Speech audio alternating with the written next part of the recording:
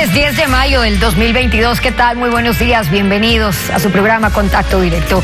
El presidente de la Corte Nacional de Justicia, Iván Saquicela, firmó hace pocas semanas, el 21 de abril, precisamente el pedido de extradición de Rafael Correa desde Bélgica, pero ese país le otorgó en marzo el estatus de refugiado. Ese estatus, ¿por cuánto tiempo estaría vigente? En breve, Christophe Marcont, procurador judicial del expresidente Rafael Correa en Bélgica. Lenin, hola, buen día, ¿cómo te va? Muy bien, Estefe, amigos televidentes, un buen día para todos. Además, la deuda del Estado cuando las investigaciones y revelaciones de casos de corrupción estallan en otros países y aquí se marcha a paso lento. Extradiciones que quedan solo en anuncios, habeas corpus otorgados a discrecionalidad. Más adelante, Felipe Rodríguez, PhD en Derecho Penal.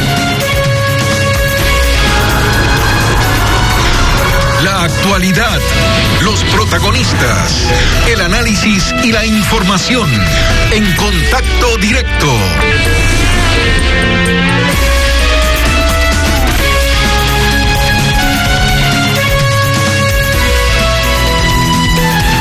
El expresidente Rafael Correa obtuvo en el mes de marzo el estatus de refugiado político por parte del Reino de Bélgica y eso complica evidentemente las intenciones de la justicia ecuatoriana de obtener su extradición.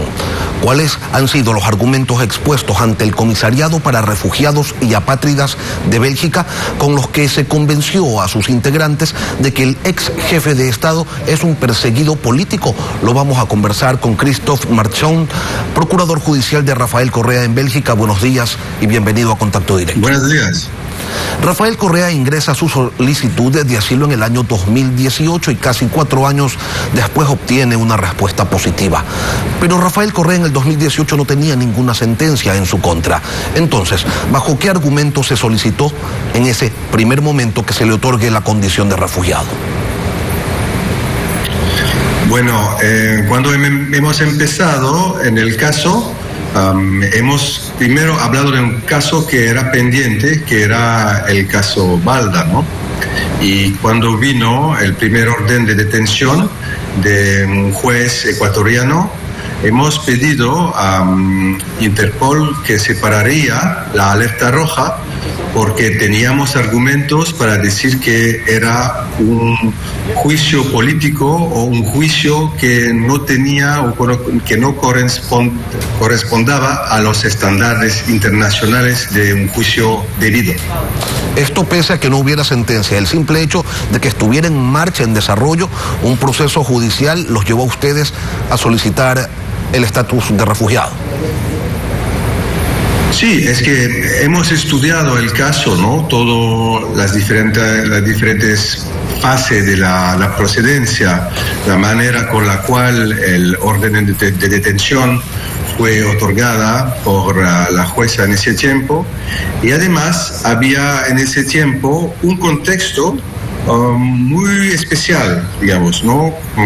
Porque hubo el referéndum que ponía en marcha el Consejo de Participación, que había tenido mucha crítica a nivel internacional sobre su constitucionalidad a nivel ecuatoriana, pero también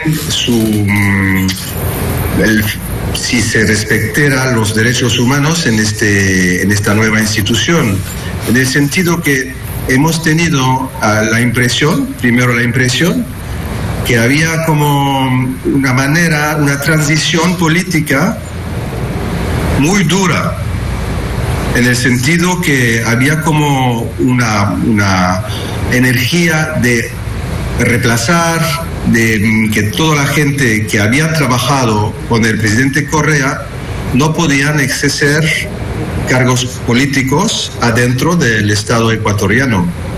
Y si ustedes se acuerdan las declaraciones del presidente Trujillo en este momento, que falleció, es que era una marcha en contra de lo que decía el correísmo. Y eso era como una manera de hacer una transición que no era en línea con los convenios internacionales sobre la protección de derechos humanos. Su firma de abogados, a través de una nota de prensa, señala que hay una preocupación de diversos organismos internacionales en relación al caso Sobornos. ¿En qué momento reconfiguraron la solicitud de asilo? Porque cuando la ingresaron en el 2018, queda claro, la investigación del caso Sobornos ni siquiera había iniciado, arrancó en mayo del 2019 y la sentencia pues se dio en el 2020. Bueno, lo que hay que entender, me parece, es que fue un proceso muy lento, que, como usted ha dicho, el Comisariado de Refugiados y Apátridas es una organización, una comisión independiente, digamos, en el seno del Estado belga, y que hace un trabajo muy riguroso, muy serio, ¿no? Que analiza todos los documentos. Y así que hemos empezado para dar el contexto general, que he dicho, ¿no? Del referéndum, el Consejo de Participación y las reformas muy raras que han tenido lugar en ese tiempo. Y luego primero el caso Balda, y luego vino el caso Sobornos, que fue una confirmación que había, según nosotros, un problema estructural en la independencia de la justicia en Ecuador. Independientemente de que le haya parecido a alguien que las reformas eran raras, pues fueron avaladas en votación popular por una mayoría de manera democrática. Ahora, en el último comunicado que ustedes emitieron en relación al estatus de Rafael Correa, su oficina señala que Bélgica se va a negar a cooperar con la justicia ecuatoriana en el marco de procesos políticos. ¿Cuál es la pregunta, doctor Marchand, que ustedes le hicieron al Ministerio de Justicia de Bélgica para obtener esa respuesta, que no es un manifiesto público? Bueno, a nosotros tenemos, desde el momento que hemos analizado las decisiones judiciales ecuatorianas, hemos tenido la prueba, digamos, porque tenemos que dar la prueba que hay un problema. Además, hemos tenido decisiones también de la Comisión de Control de Ficheros de Interpol, que declaró muy contundente que había un problema muy grave de justicia en Ecuador con el concepto de denegación flagrante de justicia. Y la Comisión de Control de Ficheros, también una comisión independiente a nivel internacional, paró todas las alertas rojas que venían de Ecuador en estos casos. Y luego también hay 4 informes del relator especial de Naciones Unidas por la independencia de jueces y abogados, que también señaló en informes muy serios y muy amplios que había problemas a nivel de independencia de la justicia. ¿Qué tipo de problema? Una persecución política que ya he hablado, que había como esta marcha en contra del correísmo, ¿no? De todas las personas que habían trabajado con el presidente Rafael Correa. Y en base a eso, ¿qué le preguntaron al Ministerio de Justicia, doctor? Sí, eso significa que hemos pedido al Ministerio de Justicia, pero ya lo habíamos pedido antes, ¿no? A pesar que teníamos más y más pruebas que había problema, que se parara la cooperación judicial con Ecuador en estos casos. En estos casos que para nosotros está demostrado, y ahora más con la decisión de otorgar el estatuto de perseguido, de refugiado político al presidente Correa, que está demostrado que en estos casos son persecución política. Doctor, ustedes relatan también que Bruselas ha señalado que no aceptará ningún pedido judicial de extradición si se entiende que hay motivos políticos, pero eso hay que determinarlo primero. No se trata simplemente de la consideración de una de las partes. Y para llegar a esa determinación, lo lógico es que se escuche a todos los involucrados. ¿O podrían, le pregunto, las autoridades belgas pronunciarse solo con una versión? Bueno, eso es la procedencia clásica en materia de asilo, ¿no?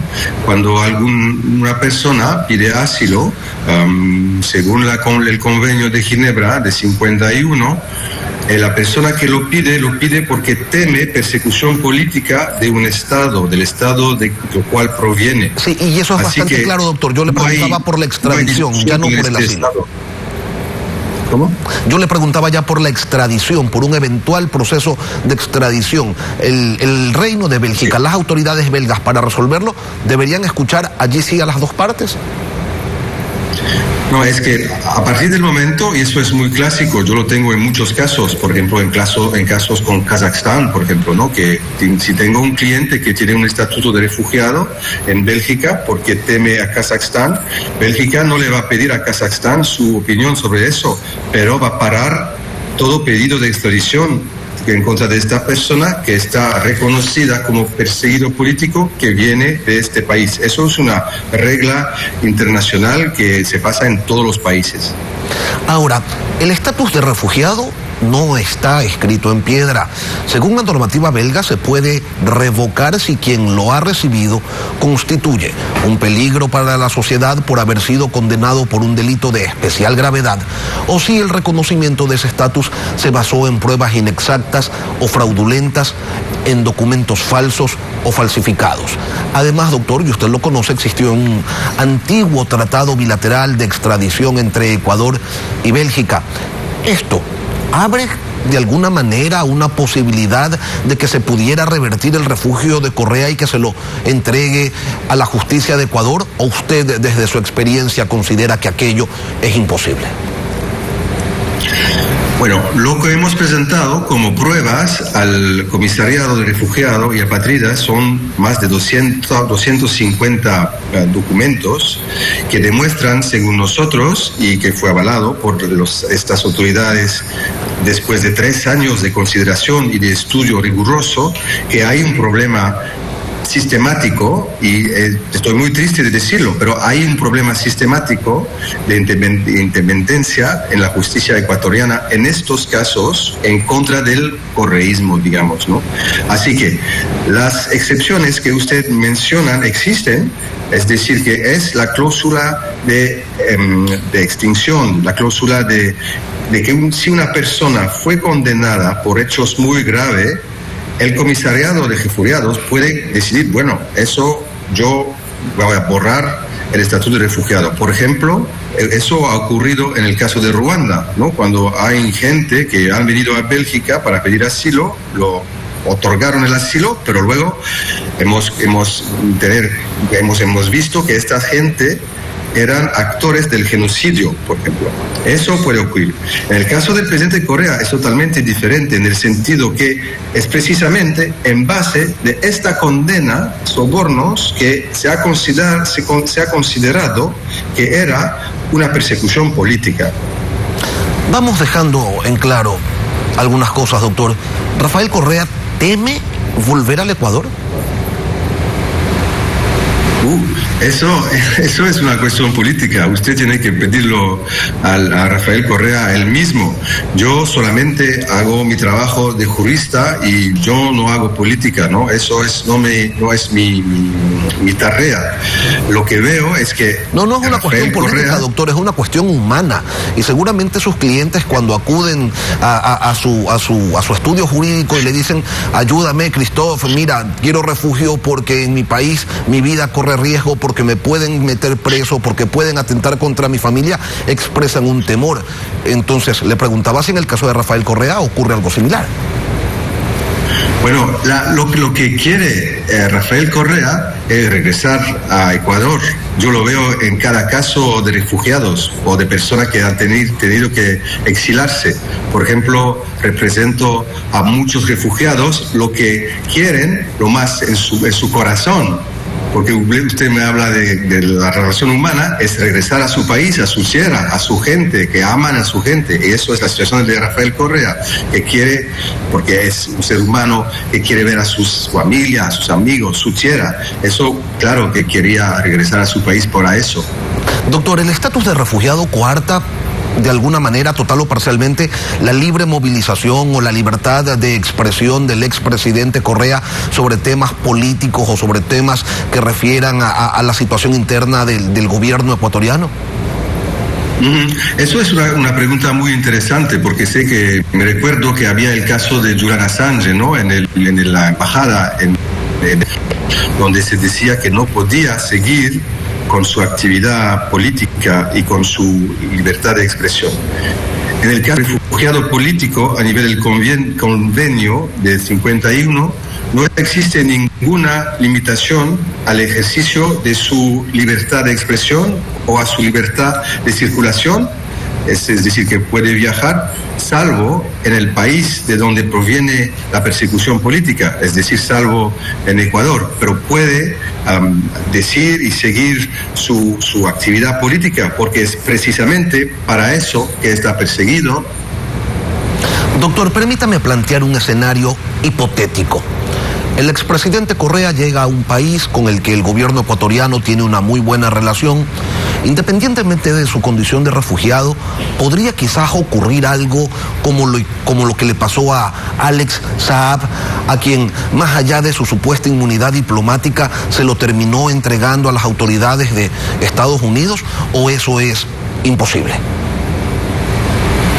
Bueno, me parece que la comparación con Alex Saab no es buena porque el señor Saab no tenía el estatuto de refugiado, que es un estatuto internacional. Es decir, todos los estados han firmado un tratado diciendo, bueno, podemos otorgar el estatuto de refugiado sobre los mismos conceptos, por las mismas razones. Eso significa que cuando un estado ha otorgado el estatuto de refugiado, los otros estados tienen que respetar esta decisión. Eso significaría, en el ejemplo que usted me da, que si por ejemplo va a un país muy amigo de Ecuador, Ecuador podría pedir la extradición de manera bilateral, porque está parado a nivel internacional por Interpol, pero de manera bilateral, y luego eso significaría que este estado tendría que evaluar la situación con el estatuto de refugiado de Rafael Correa. Y a mí me parece que los estados respetan este estatuto de refugiado porque es un estatuto internacional muy respetado. Son los criterios de Christophe Marchand, procurador judicial de Rafael Correa en Bélgica. Gracias, doctor, por acompañarnos esta mañana aquí en Contacto. Muchas gracias a usted. Muchas gracias, Ecuavista.